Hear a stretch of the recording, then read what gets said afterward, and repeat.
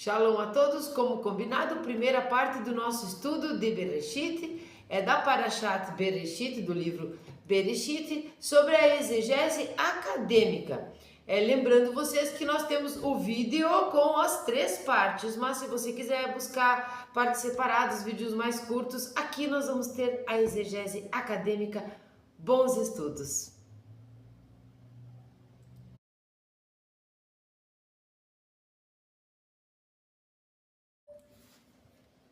Shalom a todos, sejam bem-vindos. Capítulo 1, versículo 26, da porção Bereshit, do primeiro livro da Torá, o livro Bereshit, que leva o mesmo nome. Como nós colocamos ali na capa, façamos o homem. Eu coloquei entre aspas o homem e nós vamos entender por quê. Vai ser a primeira coisa que eu vou falar aqui, mas antes eu quero deixar aqui uma explicação sobre como é que vai ser esse nosso estudo. Nós vamos dividir em 3 partes. Primeiro nós vamos falar um pouco da exegese acadêmica, depois nós vamos falar um pouco sobre a exegese rabínica, que diz respeito a uma parte mais filosófica e teológica, e depois nós vamos falar de uma abordagem mais esotérica da mesma passagem. É uma passagem muito difícil, não é? Muito difícil, muito questionada, muito difundida, muito falada, muito escrita, muitas coisas ali. Qual é o objetivo aqui? O objetivo é que nós tenhamos um entendimento que não seja raso o suficiente para ser pobre e não seja profundo o suficiente para que nós não entendamos, né? Para que fique difícil de nós entendermos. Eu fiz anotações porque você sabe que eu não trabalho com PowerPoint, não é? Eu faço com a câmera simplesmente, eu não uso CPU. Então, para fazer isso, então eu fiz um roteiro, algumas anotações. O que é que você pode esperar daqui? Primeiro, que o vídeo inteiro vai ter as 3 partes, mas posteriormente eu pretendo separar as 3 abordagens diferentes para que você possa lá, eu quero voltar, quero ver o vídeo, mas eu quero ver só aquela parte, ou eu não entendi, ou eu não gostei, ou eu amei, essas coisas assim. Então eu fiz um roteiro e nós vamos entrar nessa ideia agora. Nós vamos falar de exegese acadêmica. Então, eu lhes convido para saírem um pouquinho do viés religioso, não é? Aquele religioso fundamentalista. Saia disso. Agora nós vamos estudar, nós vamos analisar, como eu disse, de forma muito simples, não é? Você vai ter muito mais coisas que pode pesquisar e muitas coisas que talvez eu não fale aqui, mas nós vamos agora fazer essa exegese de uma forma simples, independente de religião. Vou beber uma água, não vou fazer a bênção porque já tinha bebido. Então, nesse momento, nós não temos o viés religioso aqui, simplesmente um estudo das palavras e contextos. Quando nós formos avançando, nós chegarmos na parte filosófica, vocês vão entender por que eu separei uma coisa da outra e por que eu não trago aqui na exegese, nesse primeiro vídeo, por exemplo, o Rashi, não é? Eu não trago Rashi, eu não trago ele, que é considerado o maior exegeta, por conta do viés totalmente religioso e rabínico que ele utilizou para fazer. Então nós vamos falar sobre uma exegese realmente acadêmica, onde nós não vamos falar simplesmente sobre a etimologia de palavras, mas aquilo que fica mais importante de tudo e demonstra, quando a gente conversa com as pessoas, quando a gente vê as pessoas se posicionando ou falando, demonstra não só a dificuldade, mas a falha nesse entendimento. Nós deixamos a parte esotérica para o final, por quê? Porque nós precisamos começar, como eu já falei em vários vídeos, começar a tirar as cascas da cebola, a casca mais externa. As pessoas que começam, que leem a Bíblia, que leem a Torá, com uma ideia cabalisticamente, eu acho tão ruim essa palavra, cabalisticamente, esotericamente, né? Mas o cabalisticamente é complicado, e ela não conhece a Bíblia. Nós vamos entender aqui, com todo o respeito, que a maioria dos religiosos fundamentalistas, principalmente quanto mais, né, contemporâneo e tudo mais, ele não conhece a Bíblia em si, ele não conhece o tipo de linguagem, o tipo de escrita, se era poesia, se era narrativa, se era o que que tinha ali, não é? Então eu deixei ele para a segunda parte, porque nós vamos entender a exegese rabínica de uma maneira diferente, e depois nós falamos sobre isso. Então, com relação às minhas anotações, façamos o homem já nos dá um problema aqui. Tem algum problema de usar o homem? Façamos o homem? Não tem no português. No português nós podemos traduzir assim, não é? Façamos o homem, você vai encontrar na maioria das Bíblias, inclusive em traduções da Bíblia hebraica, né? Pega a Bíblia hebraica do ladinho, coloca a Bíblia, a tradução do lado, você vai ver isso. Façamos o homem, mas também vai encontrar façamos homem. Eu vou começar por aqui para mostrar para vocês qual é o primeiro problema que nós encontramos aqui. Eu, como não faço PowerPoint, eu passo uns marca-textos naquelas que eu estudo, não é nas que eu posso estudar. Aqui em cima, ó, aqui onde está o meu dedo, aqui, tá? Nós temos a frase em hebraico, que eu espero que apareça, não é? Porque agora eu vi que ficou mais escuro quando a gente aproxima alguma coisa. Acaba ficando mais escuro. Ali está escrito: Vaiomer Elohim Nasce Adam. Nasce Adam. Um minutinho só, como eu sempre faço, né?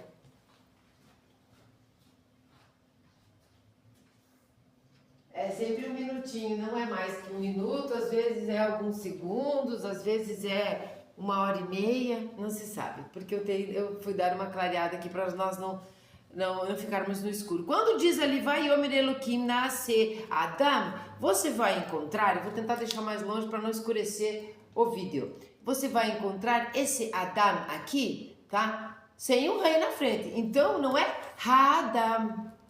Não existe um artigo. Dentro do hebraico, o rei, ele vai ser um artigo, o e a. Ele vai definir sobre aquilo que você está falando, não é? Ele vai definir ali se é a menina ou se é qualquer menina. Então, se é o homem, aquele determinado homem, ou se é qualquer homem. Como a Bíblia hebraica não traz esse rei, ele não está falando daquele determinado homem. Então, este Adão aqui, não é Adão sozinho. É Adão, o marido da Eva. Não, aqui é Adão, é o homem da terra, é o terráqueo, é a humanidade. Então, quando você encontrar façamos o homem, entenda que este é o primeiro problema, porque isso pode fazer com que a pessoa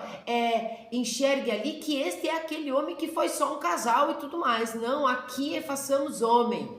Façamos homem a humanidade nesse momento. Então, com relação a dito isso, não tem problema, tá? A tradução ter este o, mas você precisa entender que não há esta definição no hebraico. É façamos homem, não é? Então, porque primeiro, sei lá, façamos animais, animais. Façamos isso, aqui é façamos homem, tá?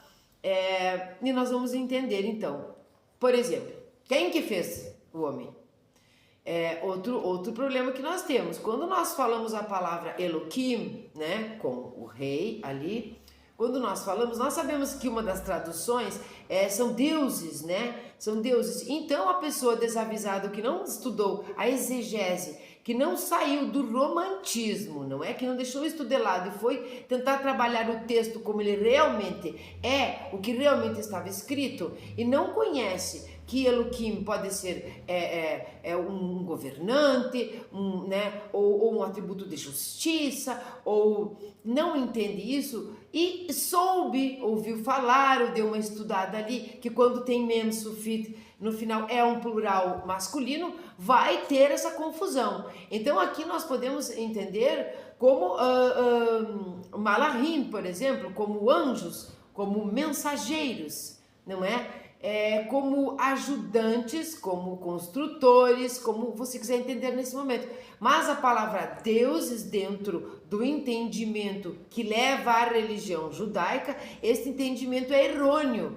Por quê? Porque a Torá se preocupou em Gênesis, exatamente, em Bereshit, capítulo 1, ela se preocupou em dizer que é ele que faz, unicamente, ele, né? Apresentar aqui o Deus, apresentar aqui o monoteísmo. E nós vamos tentar utilizar aqui a palavra Senhor em vez de Deus, para não ter este problema da palavra, não é? Então, aqui ele apresenta o Senhor. A Torá não se preocupa em explicar como é que ele fez isso, como é que ele fez aquilo, mas determinar que ele é um e que foi ele que fez tudo e que tudo existe só por conta dele. Outra preocupação que a Torá não tem no capítulo 1 esse entendimento. O Gênesis, o Bereshit é histórico ou mitológico? Não há uma preocupação assim. Se você for buscar nos sumérios, for buscar nos povos anteriores, vai encontrar histórias muito parecidas, se não semelhantes mesmo. E você vai dizer, mas então a Torá não é verdadeira? Mas então, nada disso, nada disso. Inclusive as 3 interpretações que nós vamos abordar aqui, os 3 entendimentos aqui, os 3 são verdadeiros. Entende? E essa é a grandiosidade de nós entendermos que existem níveis de interpretação e tudo mais. Então, aqui não houve preocupação em ser histórico, não ser histórico, ser mitológico, não ser mitológico, ser misturado ou não ser misturado. A intenção primordial é demonstrar que tudo é feito por ele, tá? Tudo é feito por ele, que não existe nada, nenhuma ordem que não seja dada por ele. Para quem quer que seja, mas tudo é ele. Essa é uma das preocupações. A outra preocupação, embora à primeira vista a gente diga, a criação do mundo, que lindo. Ele dá a pincelada primeira da criação do mundo, mas o objetivo aqui realmente, ou infelizmente, para quem, como eu já disse várias vezes e continuo dizendo, é para a humanidade toda a Torá, mas aqui todo Bereshit ele vai determinar, ele vai mostrar, ele vai organizar, vai contar a história deste povo, não é? Do povo judeu, do povo hebreu. Então as anotações que eu fiz, e eu já estou falando, tá, as coisas, é o seguinte, nós precisamos fazer uns apontamentos para poder estudar a exegese. Primeira coisa é sair do romantismo. Primeira, segunda, terceira, tem várias coisas. Segunda coisa não está ali escrito o que você quer que esteja ali escrito. Não é para você ou para mim, é para todos. Então, não adianta a gente olhar para a Torá e tentar estudar, fazer uma exegese e dizer, mas eu gostaria que... isso. Não é o que você imagina, não é o que eu imagino, é o que está escrito, porque aqui a exegese é acadêmica. Tá? A fonte que nós utilizamos, eu vou falar depois novamente, é Jesus Study Bible. Você talvez não encontre em português, não é? Então vai ter que puxar o inglês, vai ter que dar uns Google aí, né? Ou saber mesmo inglês, traduzir as partes que te interessam de entender, porque ela é uma Bíblia de estudo, não é? Judaico, de estudo mesmo. Não se importa com o seu coração, e sim com o estudo propriamente dito. Então, nós precisamos entender que o que interessa para esse estudo é o foco no texto. O foco no texto. Nós temos que ter o foco no texto, não sair do texto, seguir o texto e, além disso, entender a época, o contexto, aí sim histórico, que época isso apareceu. Nós temos um povo antes da Torá, um povo no recebimento da Torá e um povo depois. A Torá veio corrigir muitos problemas que existiam antes. Pode não ter conseguido corrigir todos, porque somos humanos e falhos, mas ela veio e corrigiu muitas coisas, principalmente a defesa da mulher. A gente não entende isso, mas pensa que ali é uma coisa muito agressiva, muito louca, não faz ideia de como era antes, era muitíssimo pior. não é? Então, houve ali aquela cerca que nós colocamos na Torá. Neste momento aqui, Deus coloca uma cerca no povo ali, vamos tentar dar uma ajeitada aqui nesse povo primitivo, idólatra e politeísta, tá? Então, nós precisamos entender a cultura da época.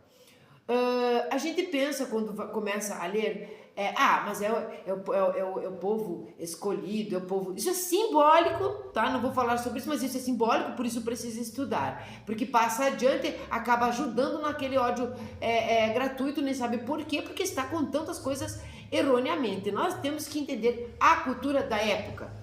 Para quem era? Vamos dizer que hoje Moisés subisse no Monte Sinai, não é? Ou um profeta agora contemporâneo subisse no Monte Sinai e recebesse a Torá. Será que as leis que Deus, as instruções, né? Torá significa instrução. Quando a gente fala Torá de Hashem, a gente não está dizendo que o livro é dele, assim, ele tem esse livro, ele chegou e deu. Não, é as instruções de Deus, as instruções do Senhor. Então Moisés sobe hoje no Monte Sinai e as instruções, não é? A Torá de Hashem vai ser a mesma. Não, ela seria provavelmente para um povo de hoje, de 3.000, quase 4.000 anos depois dessa primeira que foi escrita. Então, no caso, se ela não tivesse sido. Por quê? Porque o povo hebreu não caiu do céu, ele não veio do nada, ele tem uma cultura da época. Então, não saiam disso. Foco no texto, cultura da época, tipo de linguagem, tá? E saia do romantismo. Vamos para as anotações. Naquele tempo, então, só tinha o Senhor e a sua criação. Por que eu escrevi isso? Porque nós vamos entender por que ele disse façamos. Por que está escrito façamos? Então só tinha o Senhor e a sua criação. Ou seja, quem é que era a criação de Deus ali? A criação de Deus ali eram os animais, não é? A água, os animais, a vegetação. Isso é o que tinha ali, não tinha mais nada ali. Então, se só tinha o Senhor e a sua criação, esta criação nós vamos chamar de natureza. Isso significa que todas as coisas criadas até então participaram da criação do homem, tá? Lembrando, fiquem calmos, isto é uma exegese acadêmica, uma exegese do texto, diferente dos filósofos que fizeram uma exegese teológica ou de etimologia unicamente de palavras. Só tinha a natureza ali, tá? Só tinha a natureza e o Senhor.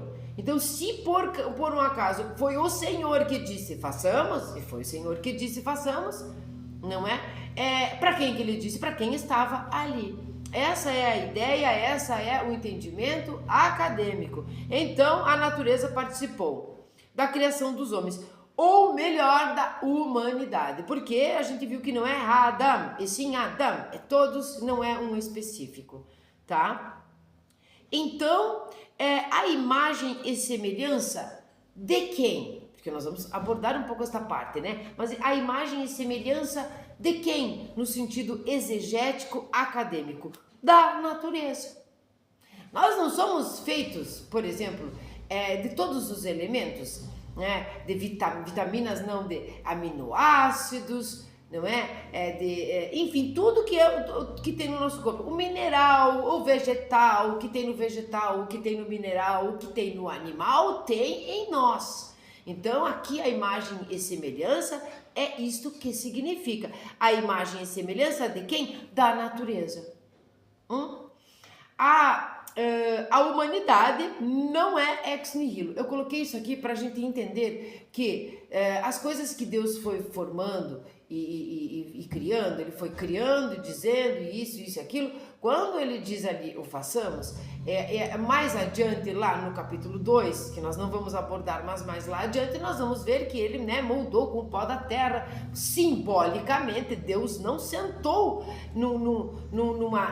numa pracinha para crianças e pegou argila e ficou montando. Não é isto. Não é? É muito ingênuo você ainda imaginar, ou alguém imaginar, que isso possa ser real, seja no sentido religioso, seja no sentido aqui exegético. Então nós entendemos que ele não, o homem não é ex nihilo, não foi do nada, foi do pó da terra. Esse simbolismo significa dos elementos da natureza, das coisas que já existiam ali, não é? Então provavelmente ele está falando para essa natureza. Não só nós não somos ex nihilo, como não somos um acidente. Nós não somos um acidente e nós nem fomos criados ao acaso. Nós fomos criados pela vontade do Criador de criar. A vontade do Criador de criar. Muito nítido, muito tranquilo até aqui. E muito fácil de assimilar, não ofendeu parte religiosa nenhuma, nem coisa nenhuma. E nós precisamos ter esse entendimento, porque quando nós estamos trabalhando isso, quando nós estamos trabalhando esse capítulo, esse versículo, sem entender um pouco de exegese, nós caímos nas garras de todas as religiões que se utilizam, né, dessa parte, desta Torá aqui de Hashem, não é? Que nós temos aqui o judaísmo, as várias vertentes do cristianismo e tudo mais. Nós temos aqui um risco enorme, seja rabino, seja pastor, seja padre, seja o que for, te induzir a entender diferentemente. Por quê? Porque infelizmente dentro do meio religioso a hipocrisia rola solta e nós temos que entender isso, nós precisamos estudar. Quando eu coloquei o título no canal, não é? É nos caminhos da Torá, não é nos caminhos do padre, não é nos caminhos do rabino, não é nos caminhos do pastor, não é nos caminhos de nada disso, é no caminho da Torá. É bem importante aqui essa abordagem. Isso faz parte do vídeo, tá? Não estou dando adendos, está tudo no meu roteiro, eu gostaria mesmo de falar isso. Quando os rabinos falam pra gente assim, você precisa conhecer o hebraico, você precisa conhecer a Bíblia hebraica no hebraico original, você precisa aprender hebraico, assim você vai conhecer a verdade. Que bom que um rabino que nos impulsiona a fazer isso, porque aí nós vamos poder olhar com os nossos próprios olhos e estudar e entender, porque conhecemos a língua original, não é? Quando nós temos perguntas a fazer, por exemplo, nesse âmbito aqui da exegese, mas também nos outros, nós não podemos de jeito nenhum, é por isso que aqui há uma liberdade no canal, nós não podemos chegar para o rabino, para o padre, para o pastor, seja lá a religião que você for, porque esta primeira parte do vídeo não é religiosa. Nós não podemos chegar para um líder religioso destas vertentes e chegar para ele e dizer assim, o que façamos o homem? Não! Você não pode chegar para mim e dizer assim, Sharon, o que façamos o homem? Não é o que é. E a palavra acho tá bem tranquila também. Não é o que eu acho ou o que eu penso. Aqui não é achismo ou não. Você pode usar essa palavra normalmente. Eu tive algumas críticas sobre usar a palavra achismo, sobre falar a palavra acho. Quem pensa, acha. Quando você pensa alguma coisa, você acha que pode ser aquilo. Então é ferramenta de linguagem, não se preocupe, você pode dizer. Você pode chegar para um líder religioso e dizer, o que é que o Senhor acha? O que é que o Senhor pensa? O que é que o Senhor entendeu ou entende sobre esta passagem? E aí ele vai te passar o que ele entendeu, porque ele estuda há muito mais tempo, porque ele às vezes é bem bam e tudo mais. O que é que ele interpretou? Isso não significa que o que ele disser é. Entenderam? Isso eu quero deixar sempre claro aqui. Por quê? Porque nós temos aqui a massa encefálica, que nós temos cérebro, nós temos para pensar. Nós não queremos sair de uma religião, da outra religião, de mais não sei qual religião, mudar de jaula. Estamos nessa jaula onde que manda um agente, bota o dedinho, vê se tá bom, já que nem João e Maria lá, vai no outro. Mudar de jaula, sair de uma prisão para entrar na outra. Nós somos livres. Entende? Nós somos muito livres. A Torá aqui é um entendimento que é para todos. Então você vai chegar e perguntar o que é que você pensa sobre isso. Sharon, eu vou te dizer, eu penso tal coisa, porque eu não penso nada agora, que é só exegese acadêmica. Mas você não pode dizer, então é isso. Você vai escutar, você vai aprender e você vai com toda certeza concordar com algumas coisas e discordar de outras. E se nós não fizermos isso, nós estamos prejudicando esta humanidade que Deus criou. Nós estamos prejudicando, virando rebanho de líderes religiosos, sejam eles a vertente que for. Então é extremamente importante isso nesse momento. Essa exegese não contraria o entendimento dos sábios antigos que chamavam de agentes ou anjos da criação, a própria natureza, tá? Agentes seria malahim. Aqui é uma coisa que eu vou ensinar para vocês. Sabe quando a gente fala assim, Adokai Melech, Adokai Malach? Não é Malach, é Malach. Porque se nós falarmos Malach, nós vamos estar falando a palavra marinheiro, que é uma das palavras, uma das coisas que significa, falando assim esta fonética, mas é Malach, então é Malachim, tá? Esses são os mensageiros e também o anjo. E o que é este mensageiro? Todo tipo de agente que possa servir ali como mensageiro para o Senhor. Então aqui nesse entendimento, Malachim são quem? A natureza, os agentes da natureza. E por que explica aqui, tá? Que esse é um estudo da Jews Study Bible, né? da Bíblia de Estudos Bíblicos. Por que ela dá esse ênfase aqui que não contraria? Porque existe um entendimento, nós vamos ver no outro vídeo, existe na outra parte o entendimento de que Deus, que o Senhor consultou os anjos, não é? Então ele vai explicar que Jews Study Bible vai explicar que esses agentes ou anjos da criação são a própria natureza, não é? E que essas coisas não contradizem. Então ele vai colocar aqui, eu vou pegar o Maimônides. Vai pegar o livro dos Perplexos, não é? O Guia dos Perplexos do Maimônides e vai dizer o seguinte, isso que é Maimônides, viu? Bam, respeitadíssimo e o único que conseguiu colocar algumas coisas sem mesmo usar fontes, é como se ele inventou da sua própria interpretação sobre, por exemplo, aquela parte da sexualidade. Ele mudou ali o entendimento e as pessoas, mesmo que não concordam, respeitam.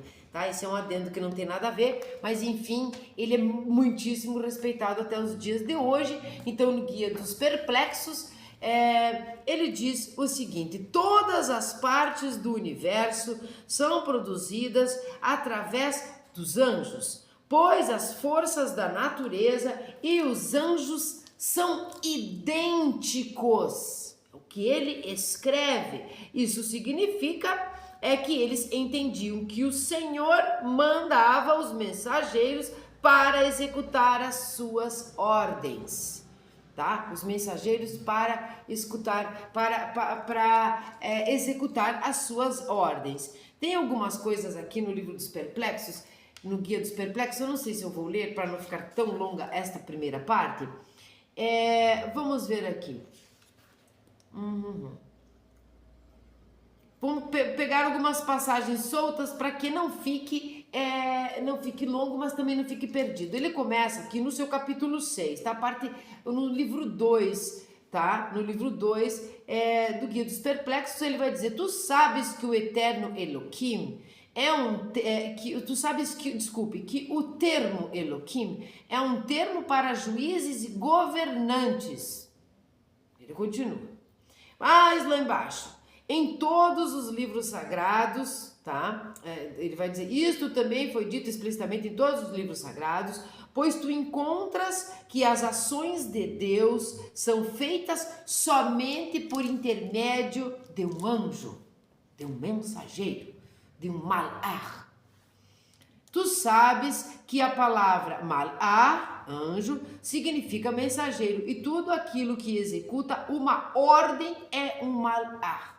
Quando você pensa na parte da ciência, isto também é exegese e é abordado não só com relação ao contexto ou à época ou à história, quando você quer explicar isso e dizer que isto não contraria os sábios, você pode lembrar do serviço, você pode lembrar da função do nosso DNA. Né? A imagem e semelhança pode ser entendida como um DNA, ser um anjo, um mensageiro. Eu não estou falando do RNA, o mensageiro, tá? RNA mensageiro. Não, estou falando do DNA mesmo, daquele carimbo, daquela assinatura mesmo. Ele é um servidor, não é? Ele não é um Deus. Assim como todos os elementos, assim como toda a natureza. Bom, até aqui ele vai falando algumas coisas, mas são partes que eu marquei porque eu acho importante. Até aqui falamos somente dos anjos, que são inteligências separadas, pois a nossa Torá não nega que Deus governe o mundo por meio dos anjos. Os sábios disseram coisas claras sobre as palavras da Torá. Façamos o homem a nossa imagem, conforme nossa semelhança, e assim por diante. Tudo isso é feito por meio de anjos, pois todas as faculdades são anjos. Todas as faculdades são anjos, então todas as potencialidades também. Não quando você vai pensar, não, mas a imagem e semelhança ele está falando da parte das virtudes. Nós vamos falar isso um pouco adiante. Não aqui na exegese acadêmica. Não está falando de virtudes, tá? Não está. Mais adiante ele vai dizer, mas quando disseres a ele, a pessoa, que Deus colocou no sêmen uma força que forma e modela esses membros e que este é o anjo, e continua a frase, tá? Então o sêmen ali é um mensageiro, né, que serve para toda a procriação, enfim, a imagem e semelhança. Um anjo não executa duas missões e dois anjos não executam a mesma missão. Isso é bem importante, porque a gente sabe que fulano fazia isso, ciclano fazia aquilo, aqueles anjos que vieram, um disse que Sará ia ter nenê, outro veio para visitar, então, Avraham, que estava convalescendo da circuncisão, essas coisas. O que quer dizer isso? Que simbolismo tem aqui? Tem que cada um tem a sua missão. Por quê? Porque o Sol tem uma função, o elemento, qual elemento? Os elementos lá da tabela periódica, cada um tem uma função. O mineral tem uma função, o vegetal tem uma função, tudo tem uma função, uma única função ali. Ele pode ser utilizado para outras coisas em alguns momentos, mas aquele ali está trabalhando para isso, tá? Antes de realizarem suas tarefas, os anjos são chamados de homens. Depois de as realizarem, retornam à sua natureza de anjos. Essa parte do Maimônides não tem a ver com a exegese acadêmica, mas esta frase eu vou ler de novo, porque eu quero que vocês guardem essa frase dentro de vocês muito fortemente. Porque nós não vamos trabalhar a parte de que dominou sobre os animais e tudo mais, mas esta frase vem para dizer que neste momento de delegar estes poderes, esta autoridade para que nós dominemos os animais, o nosso propósito de chegar até aqui no mundo físico e retornar e tudo mais, ou de Deus deixar que nós governemos algum tipo de ser, algum tipo de... significa, e esotericamente significa, e é o que Maimônides aqui está dizendo, que nós somos capazes de governar coisas ainda maiores. Então, quando nós estamos fazendo a exegese acadêmica, é difícil, porque as pessoas podem imaginar, por exemplo, que você está querendo dizer que estamos aqui, que somos mini-deuses. Por isso a palavra deuses, Elohim, ali, não pode ser traduzido como deuses, não é? Nós temos a potencialidade, nós temos a imagem e semelhança de quem nos criou. Então, provavelmente, qual é a nossa evolução? Ficarmos, né, a imagem e semelhança do Criador que é perfeito. Mas nós vamos começando a governar os animais, né, sobre os peixes e tudo mais, para governarmos algo muito maior posteriormente. Esta parte esotérica não interessa. Bom, continuando aqui. Continuando quando nós falamos da imagem e semelhança, falar que é a imagem e semelhança foi uma novidade revolucionária daquela época. Por quê? Porque todos os reis, antes os reis, né, do Egito, da Suméria, como eu falo dos sumérios, tudo isso que vinha antes, cada rei, cada governante, ele tinha a sua imagem, a sua semelhança a algum deus. Ele era filho de algum deus, ele era alguma coisa de algum deus. Era assim que eles viam. A Torá vem, revoluciona, inova isso e diz que não, somos a imagem e semelhança do Senhor quem? Quem que é a imagem e semelhança? Todos nós. Então, aqui, o rei era o bambambam, os súditos eram vassalos, não eram coisa nenhuma, assim como a mulher não era coisa nenhuma, não é? Eles eram especiais, eles eram divinos, eles eram os filhos realmente da divindade, não é? Eles eram deuses ali na terra, e assim eles se viam. A Torá vem e quebra isso, ela corrige isso, dizendo que todos somos a imagem e semelhança de Deus, coloca todos em pé de igualdade, tá? E isso é uma revolução. Bom, então, como eu tinha dito antes, embora as religiões dão uma ideia de virtudes, eu mesma já usei isso quando eu disse assim, em algum momento aqui, não me lembro em que vídeo, eu disse assim: nós já somos a imagem de Deus, não é? Ele nos deu a imagem, mas a semelhança nós precisamos conquistar. Isto é filosófico, isto é um pouco mais profundo. Então nós precisamos separar isto do que aqui diz.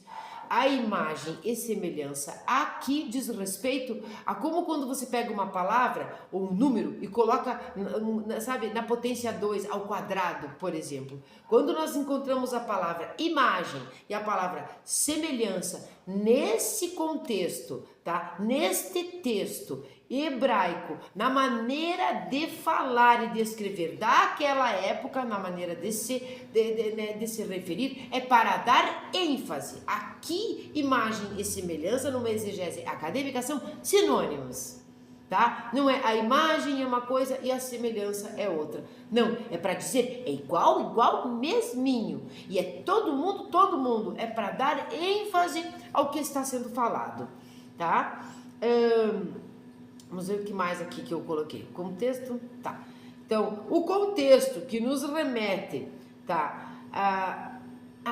Olha só, isso aqui é muito importante. Vamos entender aqui. Então, eu coloquei lá a imagem e semelhança. Isso era uma novidade da época das religiões, né? Mesmo que as religiões dão uma ideia de virtude, o contexto que nós estamos vendo aqui é o contexto do Oriente Médio. No Oriente Médio, bíblico, e logo antes da Bíblia, ou logo quando recebe, não é? A Torá. Este Oriente Médio é hostil, é matador, não é só esses ou aqueles, ou aquele povo ou esse povo. Não, eles se matavam, as tribos se matavam, eles matavam as mulheres, eles eram, havia a poligamia, eles eram agressivos, eles eram primitivos, e isso, a parte religiosa, parece que não quer dizer, que não quer mostrar, porque agora você vai dizer então que os israelitas eram, não eram os israelitas, era todo o Oriente Médio. Então nós precisamos entender realmente o contexto da época, da cultura da época. O Oriente Médio era agressivo. Uns evoluíram, nós sabemos que o povo que deu uma evoluída, né? Olha quanta coisa mudou. Por quê? Porque é um marco nunca visto na história da humanidade. A Torá de Hashem é um marco, é uma revolução, é uma novidade. Até que eles se acostumassem, até que eles entendessem, que eles compreendessem, que eles aprendessem, que eles mudassem os seus costumes, que vem da onde? Que vem do Egito, que vem da Suméria, não é? Que vem da Mesopotâmia. Esse tipo, essa bagagem que tinha deve ser entendida por nós, que a bagagem que eles tinham, a cultura que eles tinham, o Oriente Médio era agressivo. Uns continuam, não é? Nós sabemos, não é? Mas é agressivo, é primitivo, é assim que era. A gente vê que os reis, eles eram a imagem e a semelhança dos deuses, né? Eles achavam que eram deuses, era um povo, o povo não era nada, entende? O povo era inferior. O livro de Bereshit, nesse capítulo aqui, ele derruba, né? Ele derruba completamente essa idolatria, tá? Ele vem para isso, né? Ele vem para isso dizendo que todos somos a imagem e semelhança. A maior preocupação de Bereshit é determinar que ele é único e que faz e ordena que façam, não como ele faz. Ele ordena, ele é o rei, ele manda, ele cria, né? Sabe aquela frase maravilhosa que diz: Deus dá, Deus tira. Ele faz a luz e cria a escuridão, não é? É o contrário. Bom, daí eu fui fazendo as anotações. Você pode procurar sim isso no Jesus Study Bible. E eu já falei, eu anotei aqui, mas eu já falei como você deve perguntar para o seu rabino, ou para o seu professor, ou para o seu pastor, ou para o seu padre. Você deve perguntar o que ele pensa sobre isso, porque nós temos que subir aqui, ó, nos ombros dos sábios para ver mais longe.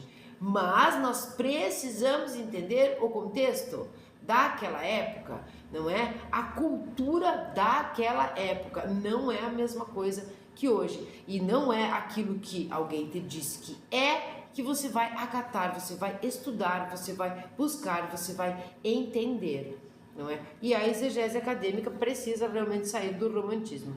Bom, eu coloquei mais aqui, não é para ofender ninguém, nem estou dizendo que os rabinos não saibam e coisa nenhuma, não é? Eles dizem para você ir lá e estudar o hebraico. Então eu estudo o hebraico. Entendendo o hebraico, você não vai chegar para ele e vai dizer o que é isso. Você vai buscar você mesmo, estudar em todos os níveis que tem.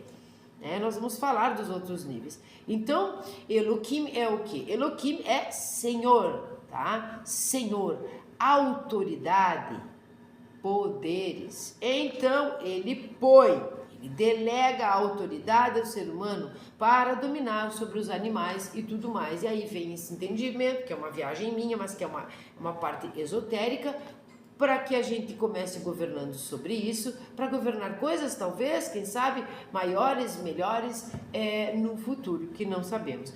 Então, para começar um estudo como esse, precisamos, esse é um resumo, iniciar de fora para dentro.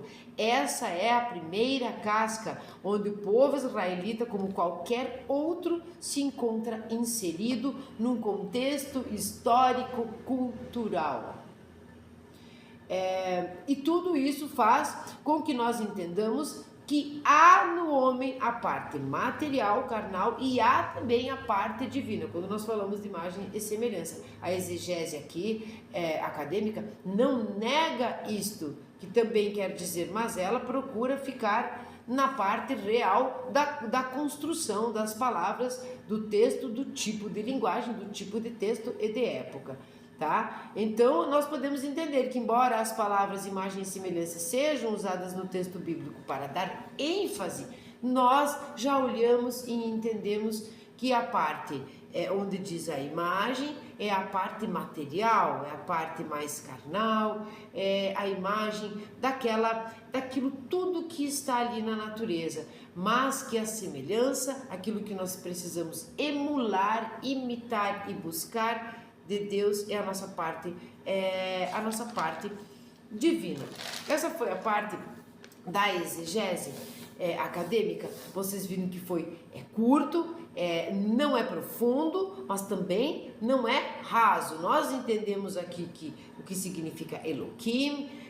Isto não significa deuses em todos os momentos. O que significa façamos, da parte da exegese acadêmica, ele está falando com a natureza, que é quem estava ali, E quando ele fala da imagem e semelhança, nós temos que entender que é para dar ênfase. Precisamos conhecer o contexto, conhecer a cultura da época, o contexto histórico, político e principalmente o foco na estrutura do texto.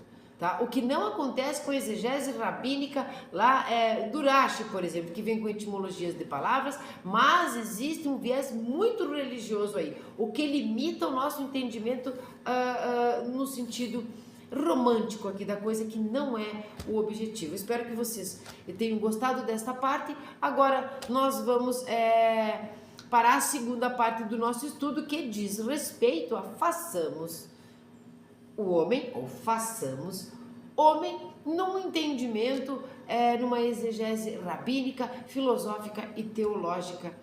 Vamos lá então.